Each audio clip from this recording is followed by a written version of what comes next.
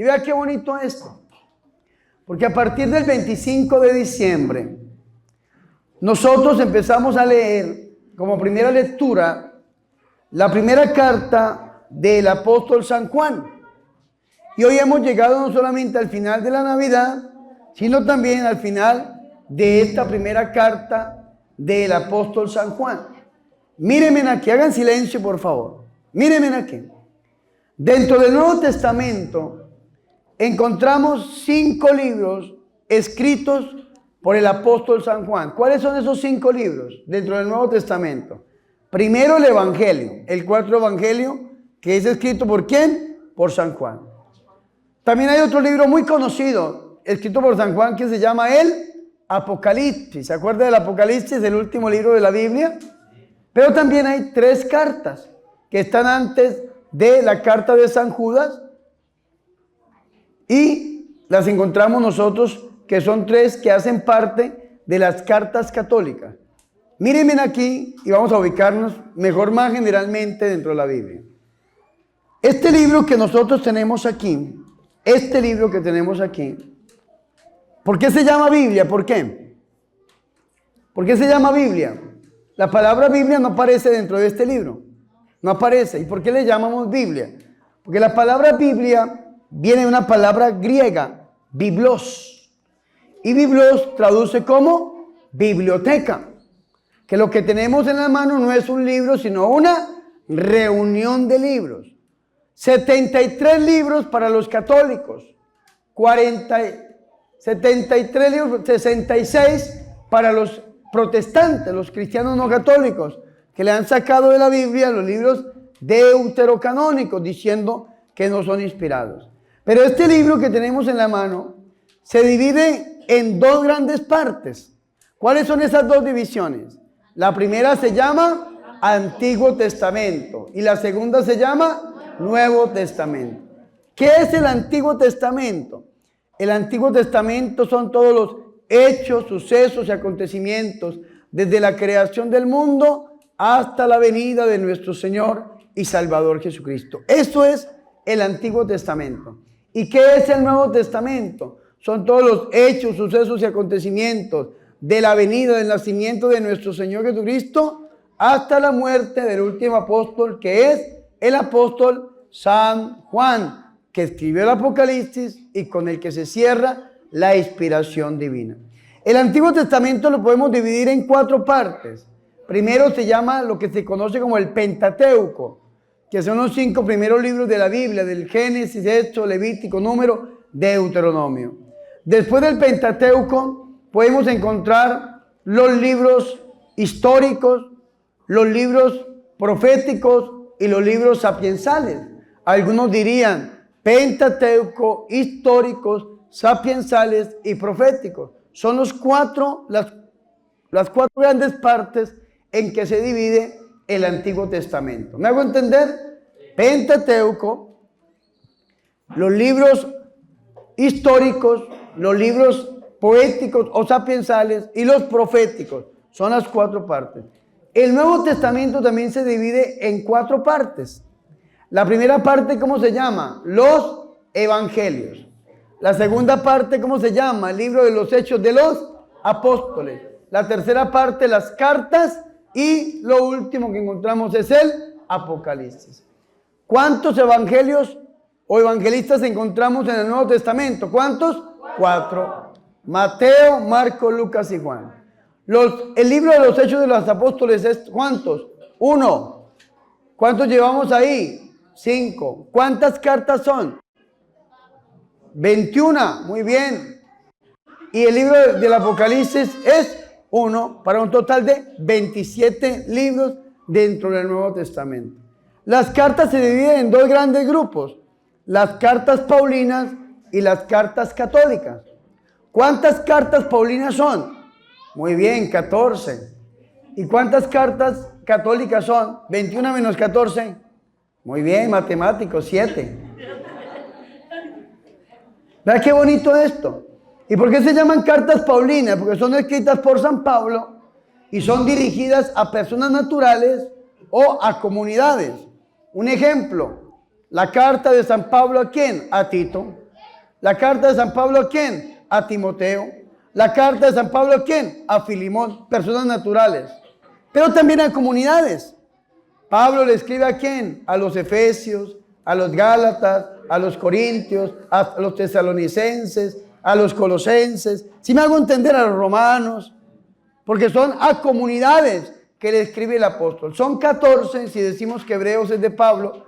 Hoy en día la crítica textual contemporánea dice 13 más 1, es decir, las 13 paulinas, tanto de libertad como de cautiverio, y Hebreos, que se le ha, digámoslo, atribuido siempre al apóstol Pablo.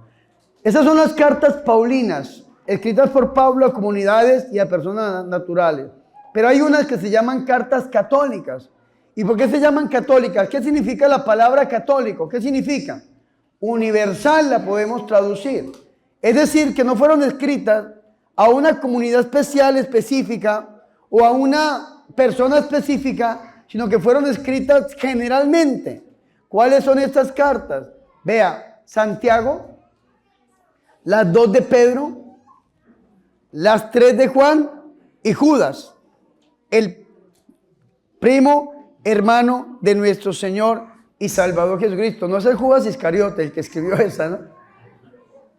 ¿Me hago entender o no? De estas 7 cartas católicas, que es la carta de Santiago, las 2 cartas de Pedro, las 3 cartas de San Juan y la de San Judas, en estas 7 cartas, entonces encontramos 3 cartas que son escritas por el discípulo amado, el apóstol de nuestro Señor y Salvador Jesucristo. Y estas 3 cartas es algo bien interesante. ¿Saben por qué? Porque digan conmigo, una extensión. ¿Una qué? ¿Una qué? Extensión. Más fuerte, ¿una qué? Extensión. Las 3 cartas son una extensión del mandamiento del amor que el Señor da en la última cena. Eso es de lo que nos habla a nosotros las cartas de San Juan. Una extensión del mandamiento del amor que el Señor entrega a sus discípulos en la última cena. Por eso siempre habla del amor. Ámense los unos a los otros. El que diga que ama a Dios y odia a su hermano es un mentiroso, porque ¿cómo puede llegar a amar a Dios a quien no ve y odiar a su hermano a quien sí ve? Y así sucesivamente nos lleva ¿a qué? Al amor. Sin embargo, en estos días yo decía algo bien interesante. Vea, cuando uno empieza a predicar, uno predica lo que no sabe. Después del tiempo uno predica lo que sabe, pero al final de la vida uno predica lo que sirve. Lo mismo pasa con el consejo. Usted está joven y a usted le piden un consejo y usted aconseja lo que no sabe. Después de la vida, la experiencia, usted aconseja lo que usted sabe, pero al final de la vida usted aconseja lo que sirve. Muchas veces nuestros padres nos aconsejan a nosotros los que somos jóvenes y no entendemos los consejos de nuestros padres. Y decimos, pero ¿por qué mi papá me va a prohibir una amistad? ¿Por qué mi papá me va a prohibir salir? ¿Por qué mi papá me va a prohibir a mí fumar o drogarme o tomar o tener novia o tener novio o una cosa y la otra? Y a veces los padres saben por qué nos aconsejan de esa manera. Porque ellos ya vivieron, ya cometieron errores y no quieren que nosotros cometamos los mismos errores. ¿Me hago entender o no? Sí. Pues resulta que estas 3 cartas del apóstol son escritas por San Juan cuando era un anciano. Y por eso cuando usted lee las cartas dicen cartas del anciano a las iglesias. Una persona con sabiduría, una persona que ya había vivido, una persona que desde niño, como dice Eclesiastés capítulo 12 versículo 1, busca a Dios desde tu juventud y no esperes a que lleguen los días malos en que digan no quiero vivir, dice Eclesiastés 12:1. Mírenme bien, aquí mis hermanos, San Juan había buscado a Jesús desde niño, porque no es que nosotros hayamos buscado al Señor, sino que Él nos buscó. No es que nosotros hayamos amado, sino que Él nos amó primero. Y estaba Juan con su hermano Santiago, trabajando con su padre Zebedeo, y era un niño jovencito, por ahí unos 13, 14 años, cuando pasa Jesús de Nazaret y lo voltea a ver y le dice, síganme y los haré pescadores de hombres. Y sueltan las redes, abandonan a su padre y siguen a Jesús. Y desde ese día San Juan se hizo la idea en su mente y en su corazón de siempre estar cerca de nuestro Señor y Salvador Jesucristo. Tanto que se convirtió en lo que dice la teología, el discípulo amado. ¿Quién es el discípulo amado? El discípulo amado es aquel que da una respuesta inmediata al llamado del Señor. Yo veo aquí mucha muchachita bonita, muchos niños simpáticos, muchos jovencitos, y ojalá que el día que el Señor le diga, oye, ¿quieres ser monjita? Su merced le diga, sí, Señor, y abandone ese novio, abandone todo eso y se vaya para el convento. Eso fue lo que hizo San Juan. O que le diga, vea, jovencito, usted que es así grande y acuerpado como el padre Bernardo, ¿quiere irse para el seminario? Y entonces usted diga, me voy para el seminario ya inmediatamente. Eso fue lo que hizo San Juan. Una respuesta inmediata. El discípulo amado es el que responde inmediatamente al Señor. Entonces usted está pasando por problemas y dificultades en su hogar, en su matrimonio. Tiene usted esposa y le tiene 3 sucursales, o esposo y le tiene 3 sucursales, amante, querido y de todo, y usted se encuentra con el Señor, usted abandona todo por irse con Jesús. Ese es el discípulo amado. O tal vez está usted en droga, en alcohol, está pasando usted por unas cosas terribles, pero cuando usted se encuentra con el Señor, abandona todo por seguir a Jesús. Ese es el discípulo amado. El discípulo amado también es aquel que en la última cena puso su cabeza en el pecho del maestro. ¿Qué encontramos nosotros en el pecho de una persona? ¿Qué encontramos? ¿El qué? El corazón. ¿El qué? El corazón. ¿Y el corazón de Jesús en dónde lo encontramos en la Iglesia Católica? ¿En dónde? En la misa. En la misa.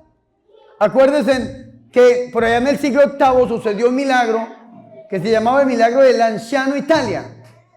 Una hostia que se convirtió en carne y el vino en sangre. Y la iglesia guardó ese milagro, todavía existe ahí en Italia el anciano, hasta que el Papa Pablo VI, su santidad Pablo VI, le permitió a los científicos contemporáneos tomar un poquitico de esta muestra de pan y de vino que se habían convertido en carne y sangre para que hicieran un estudio. Y habían pasado 12 siglos. Y eso es impresionante. Más de 1200 años. Si mi memoria no me falla, o 800 años, digámoslo, no me acuerdo mucho. Si fue en el 8º o en el 12. Pero habían pasado muchos siglos. Y vea qué interesante. ¿Sabe qué dijo la ciencia? Que ese tejido estaba vivo. Que la sangre era una sangre de una persona recién cortada. Sangre viva.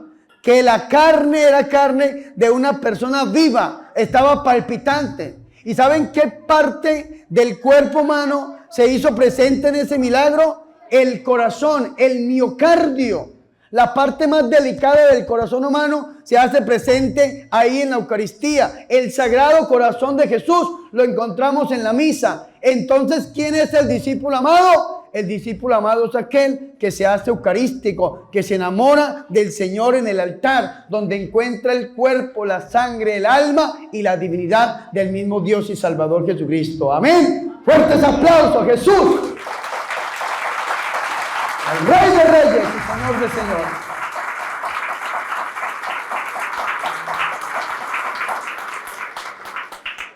¿No les parece emocionante eso? Yo celebré misa allá en Anciano Italia, en el altar mayor donde está el milagro, y qué cosa tan maravillosa. A mí me pasó algo impresionante. En el año 2015, yo me encontré con un satánico en el aeropuerto El Dorado en Bogotá, Colombia, en mi país. Cuando yo era joven, así como este muchacho que está ahí o allá atrás, cuando yo era jovencito, yo fui satanista, 3 años. Le servía al demonio, le daba culto al diablo. Pacté con el demonio. Hice unas cosas terribles en mi juventud. Y después de que el Señor me rescata a mí, me saca de la calle, de la droga, del alcohol. Vivía en la calle robando. Vivía en la calle pidiendo dinero, consumiendo vicio. Y un sacerdote me predicó la palabra del Señor y me rehabilitó durante 1 año. Me permitió entrar a un seminario y hoy en día soy también sacerdote para la gloria del Señor. Yo estaba allá en ese aeropuerto, se acercó un satánico. Y ese satánico se había robado una hostia consagrada en la Iglesia Católica para celebrar una misa negra. Porque los satánicos saben que si no hay una hostia consagrada, no se puede celebrar la misa negra. ¿Por qué? Porque la misa negra se hizo para insultar a Dios. Y si no hay una hostia consagrada, no hay un Dios a quien insultar. Y ellos creen en la presencia real de Jesús en la Eucaristía. Los brujos, cuando le dicen a la gente, vaya a la misa y róbese una hostia y me la trae, es para blasfemar, para insultar al mismo Dios. Y vea qué interesante ese satánico. Se robó la hostia, se la puso en su bolsillo y se desesperó y terminó en el aeropuerto El Dorado. Y se encontró conmigo y me dijo, padre, yo me robé una hostia. Yo hice que comulgaba, me la metí en mi bolsillo y yo no sé qué me pasó, me desesperé, no sé qué hacer, hasta que me la entregó. Yo llegué a la zona de misión y puse esa hostia en un vaso con agua para que perdiera la forma y poderla poner en una planta, como lo manda la Santa Iglesia Católica. Y vean, mis hermanos, qué cosa tan maravillosa. En lugar de que la hostia se haya deshecho, disuelto en el agua, se convierte en un trozo de carne impresionante. El agua se convierte en sangre. Es un milagro que yo no soy científico. No es que me crea Ricardo Castañón dentro de la Iglesia Católica, que es un científico boliviano muy conocido. Pero yo digo que fue un milagro eucarístico, porque ¿qué más? Esa hostia se convirtió en un trozo de carne y el agua se convirtió en sangre. Y han pasado tantos años, desde el 2015, y todavía sigue oliendo a sangre ese milagro. ¿Y saben qué se hizo presente en ese lugar? Se hizo presente el cuerpo, la sangre, el alma y la divinidad, que ya estaba ahí, sino que se mostró porque se hace presente en cada celebración eucarística. Amén. Fuertes aplausos a Jesús por su amor y su misericordia.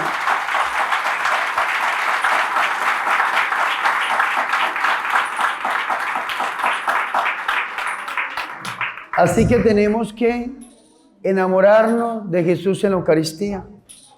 ¿Cuántos de nosotros estamos enamorados de Jesús en la Eucaristía? ¿Cuántos de nosotros, si no vamos a misa, nos desesperamos? ¿Cuántos de nosotros, si no vamos a misa, nos sentimos mal? Pero vea qué respuesta a veces tan triste de que la misa muchas veces no hace parte de nuestra vida. Ojalá que nos volviéramos discípulos amados, enamorándonos de la Eucaristía. Vea otra característica del discípulo amado.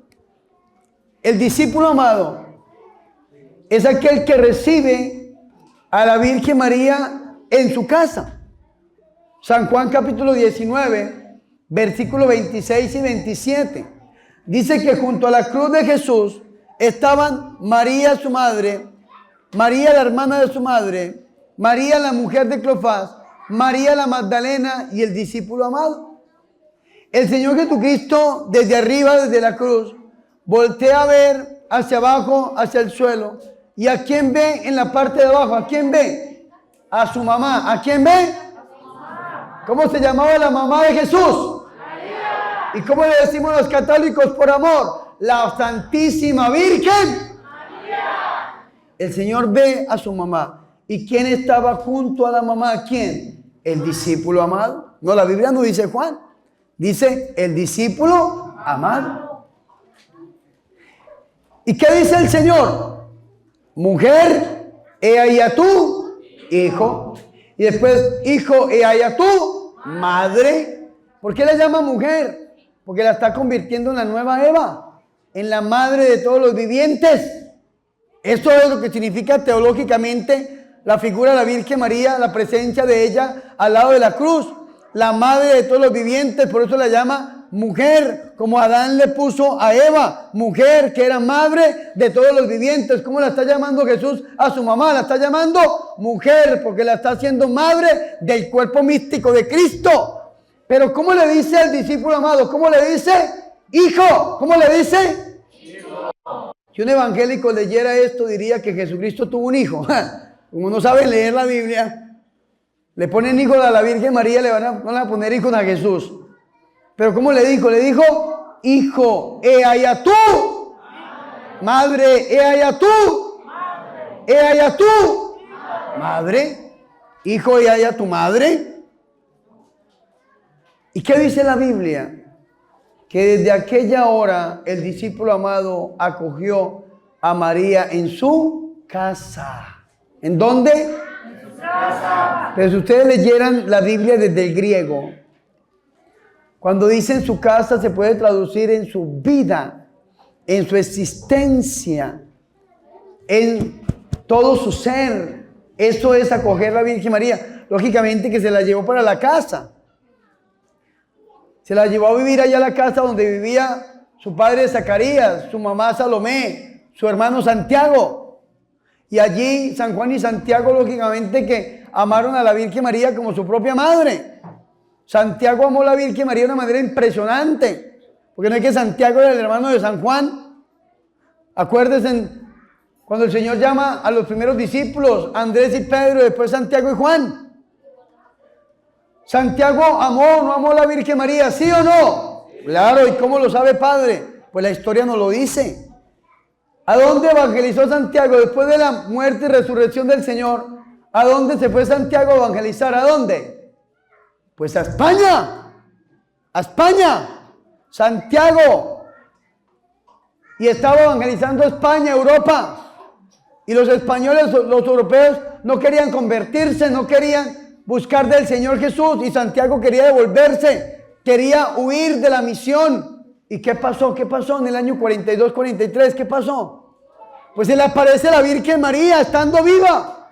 Se le aparece en un pilar en Zaragoza y se llama Nuestra Señora del Pilar. ¿Y qué le dice? Santiago, no abandone la misión, siga adelante que viene la conversión de este continente. Y Santiago siguió predicando el evangelio a nuestro Señor Jesucristo y vino la evangelización de España, de Europa. Y a nosotros, ¿de dónde nos llegó la evangelización? ¿De dónde? A través de la conquista. ¿Y quiénes nos conquistaron? ¿Quiénes?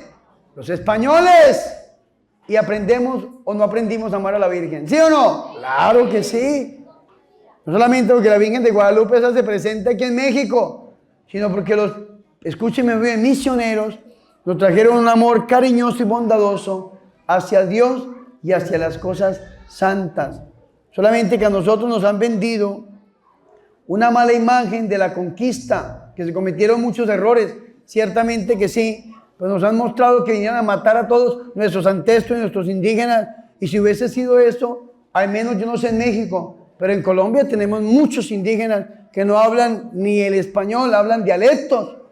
Y hay algunos que son hasta primitivos totalmente, hermanos y hermanas. Y yo creo que en México también lo he logrado ver. Y hay muchas personas que vienen desde nuestros ancestros indígenas que hablan diferentes dialectos. ¿Y por qué tenemos todavía hoy en día, pleno siglo XXI, indígenas? Porque no nos mataron como nos vendieron los Estados Unidos de Norteamérica esa idea. Esa idea de que los españoles llegaron a matar es una idea protestante. Porque resulta que el norte fue evangelizada por protestantes. Y los protestantes mataron a todos los piel rojas que se encontraban en el norte. Y entonces nos venden esa idea para que digan que los católicos eran malos y para que los católicos eran despiadados y que los católicos vinieron a matar indígenas. Y esto es una falsa imagen. Ciertamente que los europeos cometieron muchos errores, pero quienes defendían a nuestros indígenas, a las personas que llamaban esclavas, ¿quiénes los defendían? Pues los misioneros, los franciscanos, los jesuitas, los mercedarios. ¿Quiénes más nos defendían? ¿Quiénes? Los carmelitas.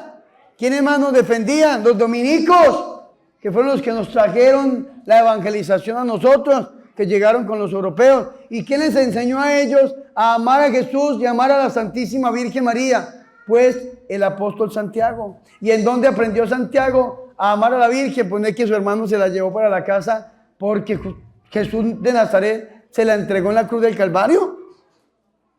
Tenemos que aprender eso. El discípulo amado es el que acoge a la Virgen María en su casa y le enseña a su familia a amar a la Virgen María. Tenemos una mala concepción hoy en día que nos la metieron los protestantes en la cabeza. Los protestantes hablan muy mal de la Virgen. Yo fui protestante en toda mi niñez y los cursos bíblicos eran cursos en contra de la Madre de Dios, hablando mal, buscando todos los textos para hablar mal de la Virgen. Qué cosa tan satánica esa. Reunirse uno a hacer un estudio en contra de la Virgen es lo peor que hay. Y entonces, si usted ha escuchado evangélicos hablar mal de la Virgen, les doy un consejo. Deje de escuchar a aquellos que hablan mal de la Virgen María y de la iglesia y póngase a leer y aprender más lo que la Iglesia Católica habla acerca de ella y de la Madre de Dios, y usted va a aprender a ser discípulo amado, va a poder acoger a la Virgen María en su casa. Amén. Fuerte ese aplauso al Señor Jesús.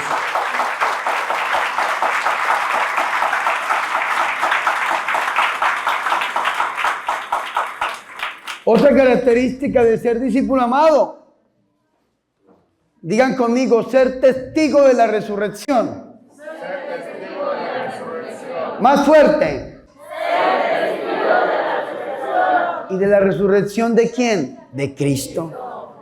Acuérdense en que cuando el Señor resucitó, María Magdalena fue al sepulcro y al encontrarlo vacío, sale corriendo y ¿a quién llama?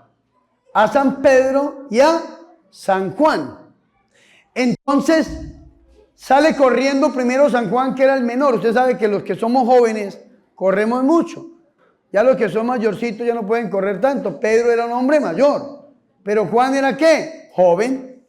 Y sale corriendo Juan. Pero ¿qué pasa? El discípulo amado llega hasta la tumba y se detiene, porque así somos los jóvenes, efusivos. Queremos dar respuestas ya al Señor y queremos conquistar el mundo y conquistar las naciones, pero pasa un día, 2 días y nos cansamos. Le pasa lo del novio que le dice: mi amor, yo por ti atravesaré mares, atravesaré ríos, atravesaré desiertos, atravesaré volcanes. Y la mujer, la novia, le dice: mi amor, ven a visitarme. Y dice: uy, no, porque está lloviendo. Eso le pasa a los jóvenes efusivos, y salió corriendo San Juan, pero llegó a la tumba y se detuvo. Después llega Pedrito, pobrecito, cansado. ¿Y qué hace Pedro? Entra y Pedro ve. ¿Qué ve Pedro? Los lienzos con que han envuelto al Señor en el suelo y el sudario con el que habían tapado el rostro del Señor, que le llamamos el manto de Turín, para que lo aprendan en la Iglesia Católica. El manto de Turín, con el que habían tapado el rostro del Señor, estaba envuelto no en el suelo con los lienzos, sino puesto dobladito arriba, dice el Evangelio, San Juan capítulo 20.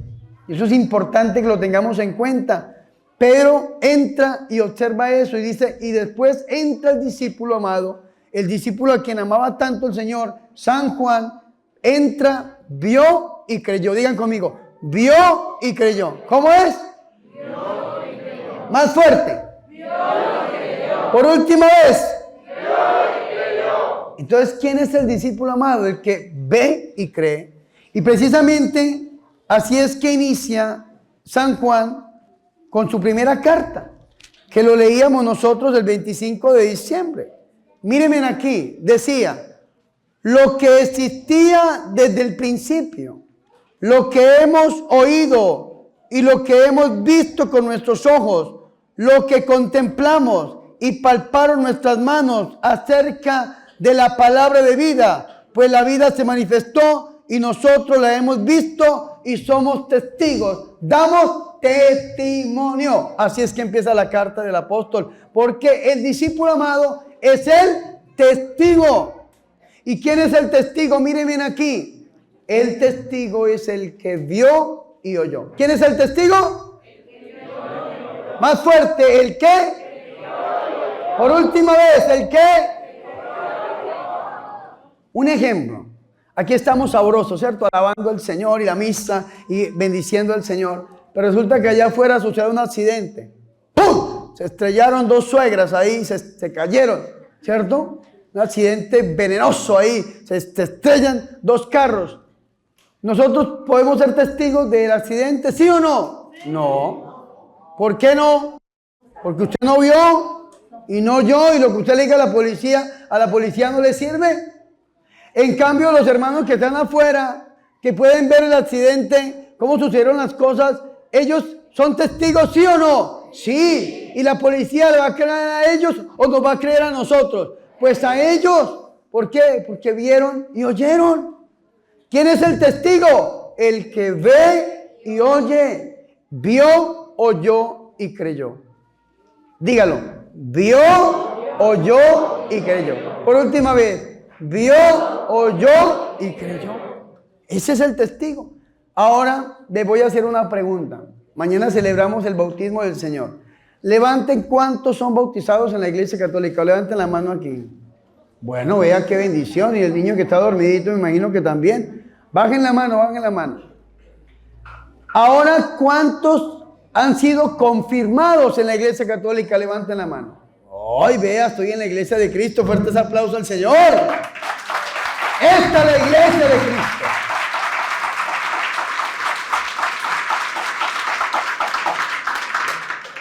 Tal vez usted no se acuerda cuando fue bautizado. Tal vez no, porque nosotros creemos en el bautismo de niños. Y nos bautizamos siendo niños, porque Dios llega primero. El bautismo nos hace hijos de Dios, templos vivos del Espíritu Santo, herederos del reino de los cielos y muchas cosas más. Pero usted sí se acuerda de la segunda parte de su bautismo, que se llama el sacramento de la confirmación. Y cuando usted se confirmó, escúcheme muy bien esto, ¿quién llevaba la luz cuando usted se confirmó? ¿Quién? Oigan a esta, el padrino la lleva en el bautismo. El que se va a confirmar es el que lleva la luz. Y en el bautismo, ¿quiénes llevan la luz? ¿Quién? El padrino y la madrina. ¿Y por qué en el bautismo el padrino y la madrina llevan la luz y en la confirmación la lleva la persona que se va a confirmar? ¿Por qué? Porque cuando son niños no pueden ser testigos de la luz. Y entonces el padrino y la madrina tienen que cuidar esa luz que es Jesucristo en la vida de la persona. Pero cuando se va a confirmar, la misma persona se está haciendo responsable de ser testigo de Cristo. Por esa razón nos confirmamos para esto, precisamente, para ser testigos. La palabra testigo viene de una palabra griega bastante interesante. ¿Saben cómo se dice testigo en griego? Se dice mártir. ¿Cómo se dice? Mártir. ¿Y quién es el mártir? El que es capaz de entregar su vida por amor a nuestro Señor y Salvador Jesucristo. Aquel que dice, es que yo ya vi, es que yo ya oí, es que yo ya creí y prefiero perder la vida aquí en este mundo con tal de ganarme la vida eterna. Lo que decía Juan el Bautista en el Evangelio de hoy, San Juan 3:30, conviene que Cristo crezca y que disminuya yo. Ese es verdaderamente el discípulo amado. Amén. Fuerte el aplauso al Señor Jesús.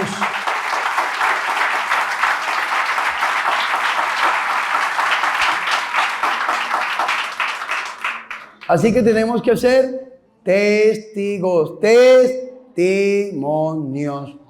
Dar a conocer con nuestra vida a un Jesús vivo y resucitado. Y por último, el testigo o el discípulo amado es aquel, mis hermanos, que se perpetúa en la historia. Aquel que no muere. San Juan en el capítulo 21, el Señor iba hablando con Pedro. Y detrás de ellos iba el discípulo amado. Y Pedro voltea a ver al discípulo a quien Jesús amaba tanto. Le dice, Señor, ¿y este qué? Y el Señor le dice, si yo quiero que él se quede hasta mi propia venida, ¿a ti qué te importa? Le dice el Señor. Tú sígueme. Y explica el evangelista. El Señor no estaba diciendo que no moriría, sino que dijo, si yo quiero que quede hasta que yo vuelva, ¿a ti qué te importa? Pero se regó el cuento entre los hermanos de que no moriría. Y no es que no muera, dice el apóstol en el capítulo 21, sino que dijo, si yo quiero que este quede hasta que yo vuelva, ¿a ti qué te importa? Vea qué interesante este texto. ¿Saben quién es el discípulo amado? El que se perpetúa en la historia. El que cuando venga el Señor lo va a encontrar todavía. Es decir, ese discípulo amado es usted y soy yo. Que damos testimonio de un Jesús vivo y resucitado. Que damos testimonio dándole una respuesta rápida al Señor. Que si el Señor le dice, bota el amuleto, bota el talismán, deja de darle culto a la muerte, no vaya donde los brujos, no hagas limpias, no hagas brujerías. Dijo el apóstol hoy, cuídense de los ídolos. Termina la lectura de hoy, cuídense de los ídolos.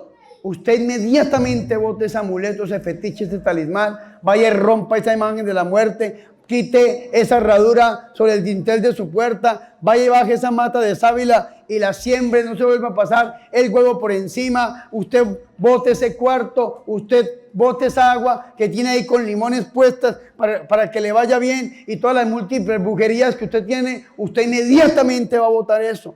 O inmediatamente usted va y abandona el pecado, va y le termina a su amante, va usted y no vuelve a emborracharse, no vuelve usted a drogarse, porque usted conoció al Señor. Ese es el discípulo amado, el que da la respuesta inmediata al Señor.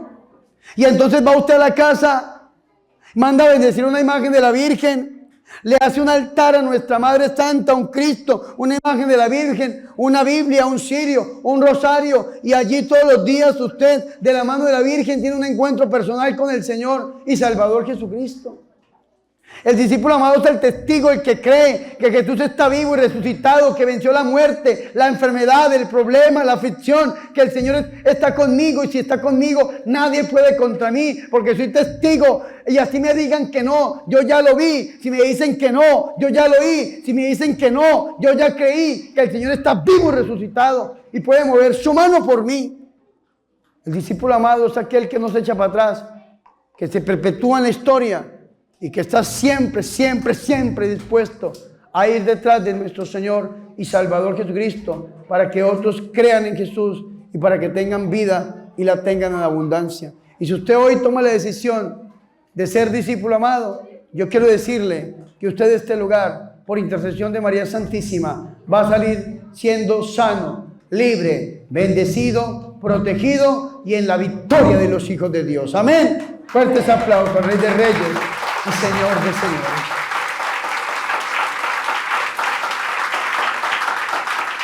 Gloria al Padre, al Hijo y al Espíritu Santo.